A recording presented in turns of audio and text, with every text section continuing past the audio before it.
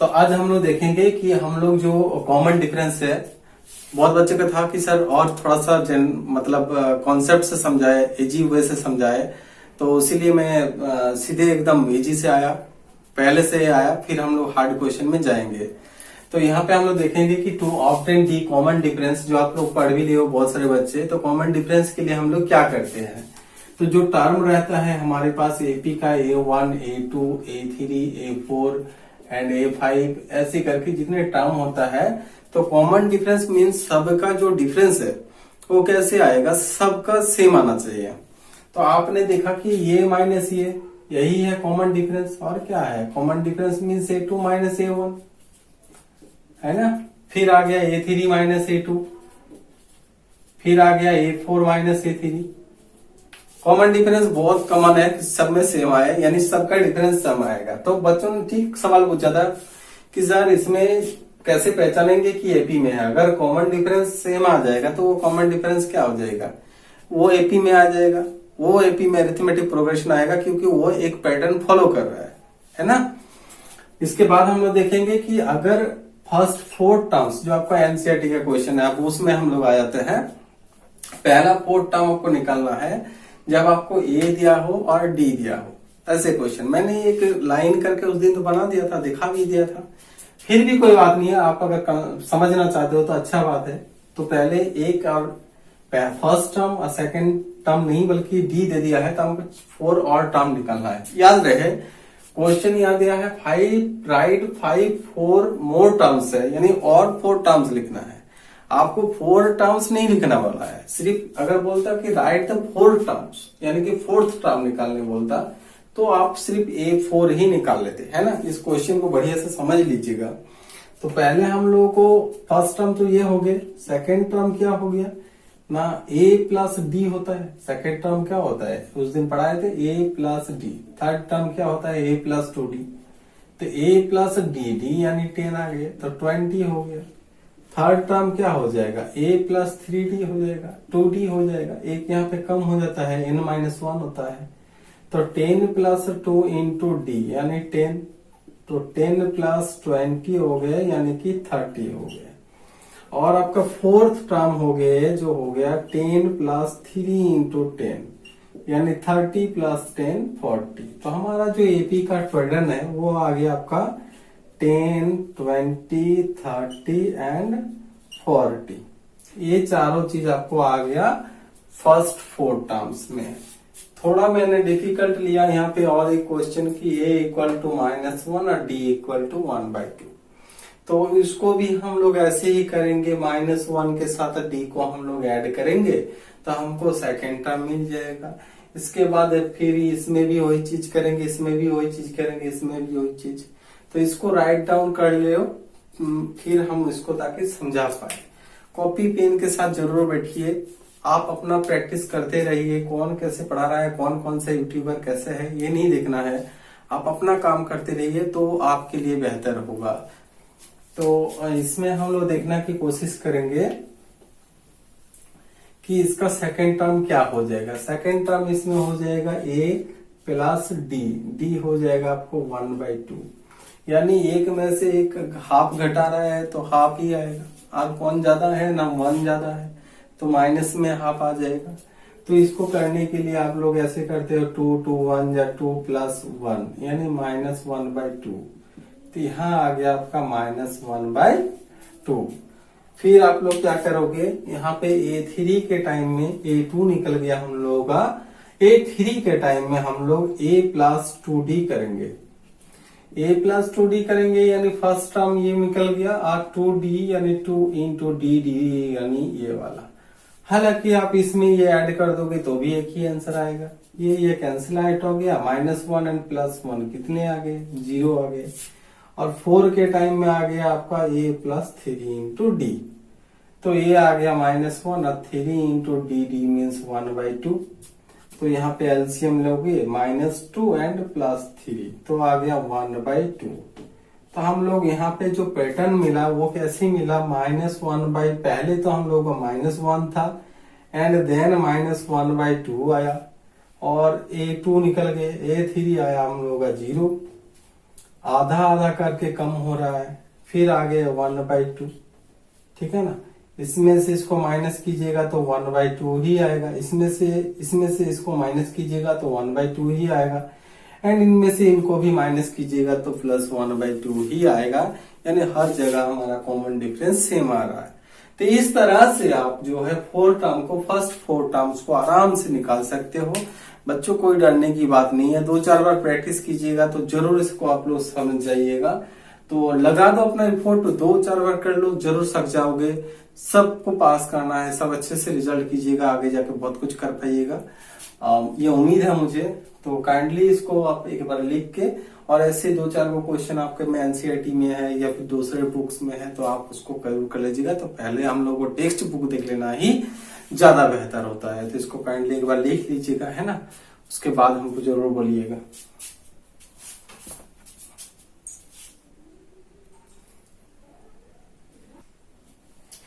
तो शाबाश बच्चों, जिस तरह से बढ़ रहे हो वो बहुत ही बढ़िया है। नेक्स्ट आप लोग देखोगे कि फर्स्ट टर्म निकलना है, कॉमन डिफरेंस निकलना है।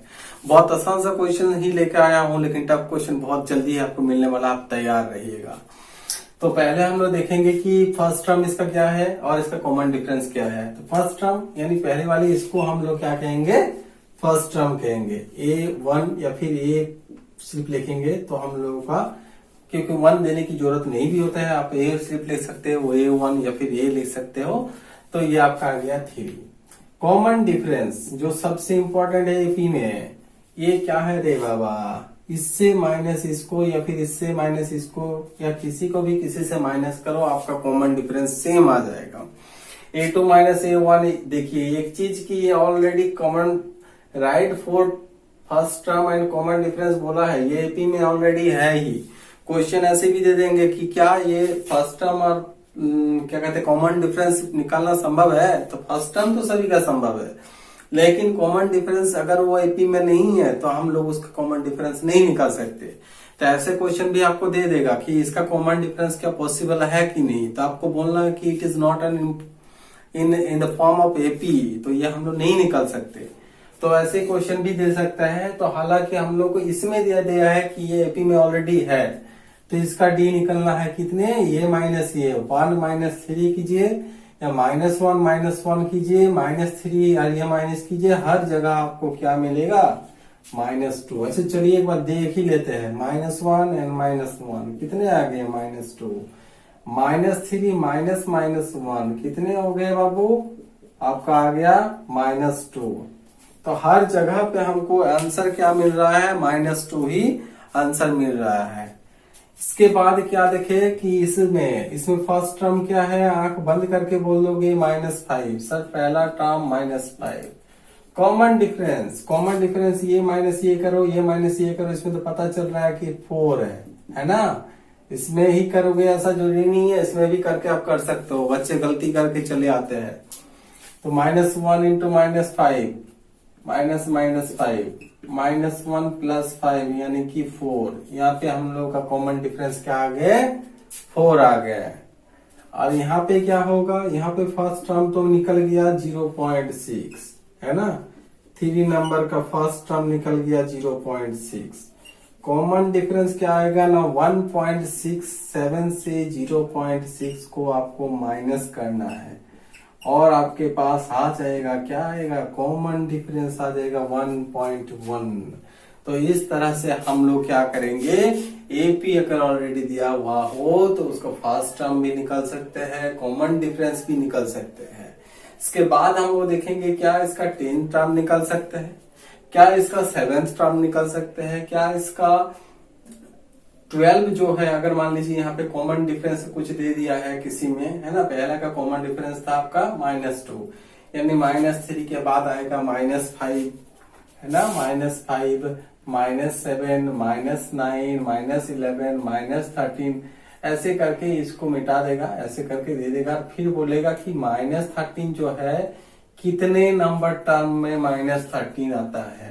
उस तरह के क्वेश्चंस को आप कराने वाला हूँ। जबरदस्त क्वेश्चन है, मस्त क्वेश्चन है, देखने कॉन्सेप्ट के साथ समझिए कि क्या होता है आखिर n और क्या होता है आखिर ए एन। इन दोनों चीज को अगर आप समझ लिए तो समझ लीजिए कि एपी का आपका आधा कोर्स खत्म हो गया।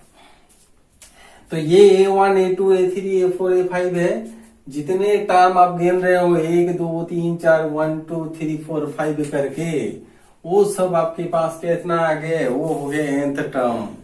तो हमको क्या यहाँ पे nth टर्म दिया हुआ है, इसको गिन पा रहे हो? नहीं, हमको nth टर्म नहीं दिया हुआ है, nth टर्म ही निकलना है। क्या क्या दिया है सर? पहले तो हम निकाल लेंगे 3, डी तो आंख बंद करके निकाल लोगे 1 - 3, यानी अभी अभी निकाले थे -2। जो ये लास्ट टर्म है ना, इसको कैसे पढ़ते हो? A1, A2, तो वहां पे तो पता नहीं है कितना है, तो यहाँ पे हम लोग लिखेंगे AN। यही nth टर्म तो हमको निकलना है। ये दिया हुआ क्वेश्चन, जब ये नंबर दे देगा उसको आप कहोगे AN, और अगर डॉट डॉट डॉट डॉट करके दे दिया है तो उसमें कहोगे आप N। जैसे यहाँ पे दिया होगा, इसको मिटा देंगे हम, तो आप बोलोगे सर N दिया है 3 4 5, 1 2 3 4 5 टर्म है तो N है 5। अगर ऐसे डॉट डॉट डॉट करके दे देगा तो हमको nth की पता नहीं है, लेकिन ये N पता है, लास्ट टर्म हमको पता है। क्लियर है? जैसे मैंने दे दिया 7 14, फिर ऐसे 243 दे दिए, है ना। 7 का मल्टीपल है, मल्टीपल ऑफ 7, तो ये 7 का मल्टीपल है। यहाँ तक कॉमन डिफरेंस तो आपको पता है 7 है। आप बताओगे फर्स्ट टर्म भी सर डी है, 7 है। ये क्या है ना सर? यही तो है ए nth टर्म है। हमको यहाँ पे nth टर्म निकलना है। कितने बार 7 मल्टीप्लाई होके वहां पहुंच गया है 243 में। चुटकी में बना दोगे, चुटकी में फटाक से। देखो कैसे इसको बनाना है कि इसको, चलो पहले हम लोग इसको बना लेते हैं, इसको मिटा के फिर इसको बनाएंगे। तो इसमें भी आपका AN कितने दिया है? AN दिया है 243। वेरी सॉरी, यहाँ पे 243 नहीं 343 होगा, है ना। 7 के मल्टीप्लाई में 243 आपका नहीं आ सकता। 7 3 21, 3 नहीं कैंसिल होगा, तो आप क्या लिखोगे? 343 लिखोगे, ठीक है ना। तो AN हो जाएगा आपका 343। A निकल गया आपका 7, D निकल गया 14 - 7, 7 का मल्टीप्लाई है तो D इतना ही आएगा। N तो निकालना है, ठीक है, फटाक से निकाल लेते हैं, उसमें क्या है। AN का वैल्यू हम लोग पुट करेंगे फॉर्मूला N - 1 into D। अब नाउ पुट द फॉर्मूला के साथ हम लोग पुट करेंगे वैल्यूज। 343, A का वैल्यू कितने आ गए? 7 फर्स्ट टर्म। N तो पता करना है, और D कॉमन डिफरेंस है 7। इससे इसको माइनस कीजिएगा, कितने आ जाएगा? 7 343 में से -7, पहले -3 करना, 340 होगा, फिर -4 कर देना, तो 3 से 3 कितने आ गए? 343 में से उसको माइनस कीजिएगा और फिर उसको लिखिएगा।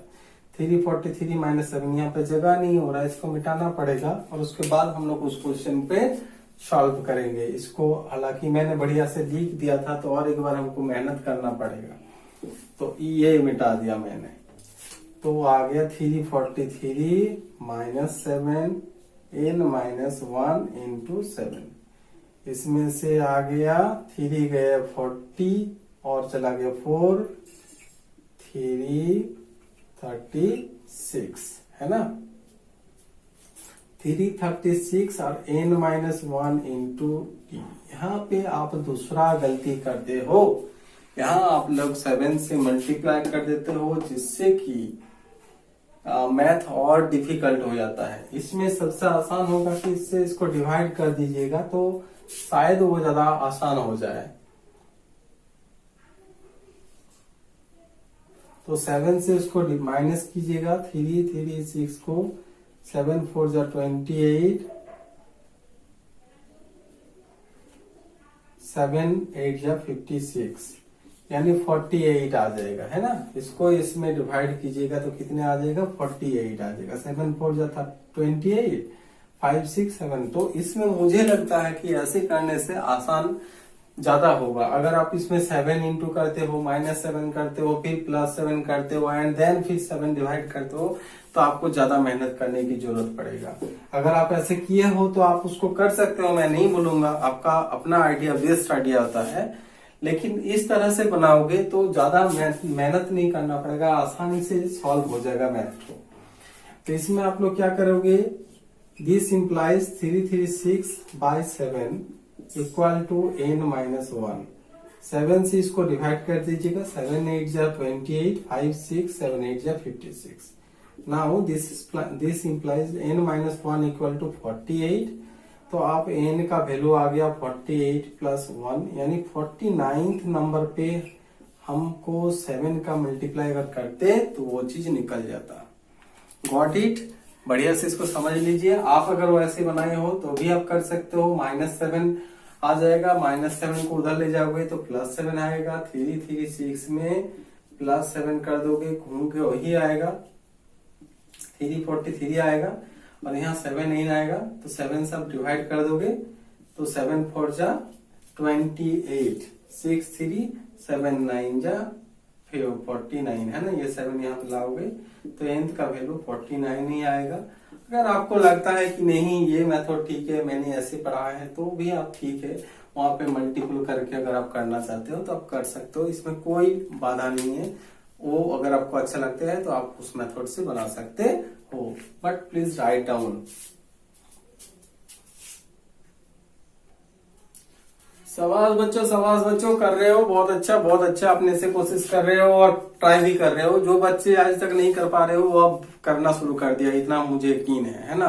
और एनर्जी के साथ करते रहिए, 2-4 बार करके करते रहिए, मैथ को रगड़ दीजिए एकदम, तो आपको ज्यादा अच्छा लगेगा करने में भी। जब आपको सोल्यूशन मिलेगा तो आपको हमसे भी ज्यादा खुशी मिलेगा। तो पहले हम लोग देखेंगे कि nth का टर्म यहाँ पे मैंने दिया था निकालने, a दे दिया था, d दे दिया था और an दे दिया था। ऐसे क्वेश्चन आपका एनसीईआरटी में भी है, आप देख लोगे। नाउ इसको आप कैसे बनाओगे, हिंदी मीडियम वाले बच्चे भी जान लो, पहला टर्म निकालने है, प्रथम पद दिया हुआ है और सार्व अंतर दिया रहता है ना, यही कहलाता है हिंदी में। तो इसमें तुमको nth टर्म निकालने कहता है, तो हम लोग an इक्वल टू वही फॉर्मूला पुट कर देंगे, a + n-1 इंटू डी। तो an जो है ये आपको 13 आ गया। आपको इतने ही समझ में आना चाहिए कि an क्या होता है और n क्या होता है, ये दोनों चीज आपको समझना चाहिए, बस उसके बाद चिंता नहीं है। an निकालना है और आपको क्या निकालना है, n क्या चीज होता है वो समझना है, दोनों चीज। तो आप यहाँ पे कर लोगे, an का वैल्यू 13 दिया है, फर्स्ट टर्म आपका 3 दिया है और n आपका नहीं दिया हुआ है। d कितने दे दिया है, -2 दे दिया है। चलिए नाउ 13 क्या करोगे, दिस इंप्लाइज -13, 3 को इधर लाओगे -3 एंड n-1 इंटू -2 आप करोगे तो 13 - 3 हो गए -16 है ना, n-1 इक्वल टू -16। और यहाँ जो -2 था वो उधर ले गए डिवाइड में, जैसे मैंने पहले बताया था, ये आसान होता है। तो n-1 इक्वल टू 8 हो गए, n-1 इक्वल टू 8, तो n का वैल्यू हो गया 8 + 1 यानी n इक्वल टू 9।